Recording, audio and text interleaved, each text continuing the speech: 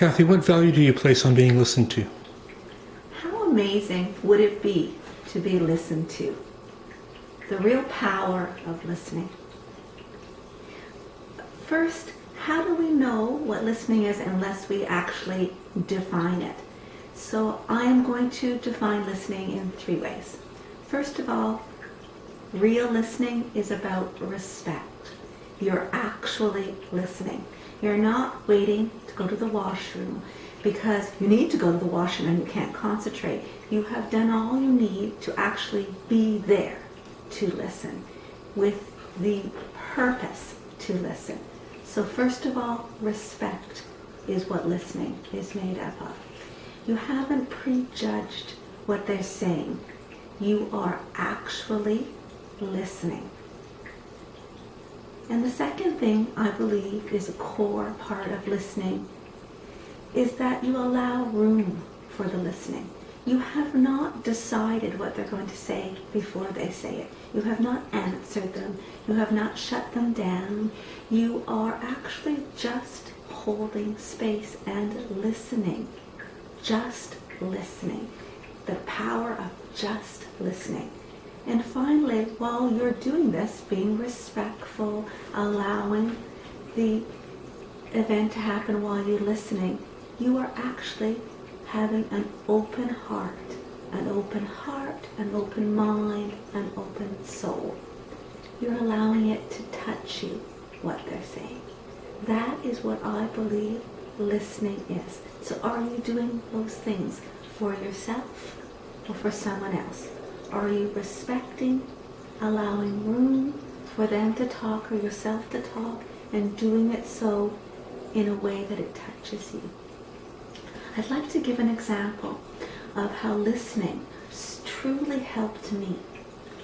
So I made a video and I loved this video. It was called Safety and Vulnerability. It almost got no watches. And I immediately jumped to, oh, it's wrong, wrong, wrong. Well, I didn't respect it, did I? I prejudged. Wrong, wrong, wrong. That's judging. All I could think about was almost no one watched, so I must be wrong. You see how I jumped to a massive conclusion? And so I was talking to my friends who were so kind to listen. Thank you, ladies, by the way, for listening. And they listened, and they listened. And when I was finished talking, and believe me, I talked in a roundabout fashion because I was just a muddle of thoughts and feelings, they said, maybe it didn't get as much listens because vulnerability is not a subject people are quick to want to hear about. Maybe it didn't get as many listened to because of people being on holidays. Maybe it'll get more listen-tos on the web page. And all of a sudden, I realized that I had been so quick to get out the judging hammer against myself that I had not even listened to the situation. And then listening helped broaden the situation, and for me to see all the things I missed while being so upset by judging myself and saying, wrong, wrong, wrong. And then I thought about it and worked it through for a couple more days, and I was truly surprised how it unfolded in the end. I realized that my safety and vulnerability video is actually the one I'm most proud about. I am deeply pleased that I have created in my life the ability to take safety and walk it to vulnerability so that I can create better without being scared. Deeply grateful. And all of a sudden now I'm celebrating what I created. And while I'm celebrating what I'm created, I'm not thinking wrong, wrong, wrong. I'm instead thinking, oh, how can I make this work better? Not because it's wrong, but because I want to learn and grow. And I'm feeling joy and satisfaction. All of a sudden, things are actually working in a healthy fashion because the ladies listened to me, and when I had all the time I needed to talk, they gently said their opinions. Not because they thought they were totally right or wrong, but because together with someone listening, we've got powerful medicine going on that creates change. How many situations can you solve if you can just talk about the situation without anyone judging, with them just holding space and listening with an open heart?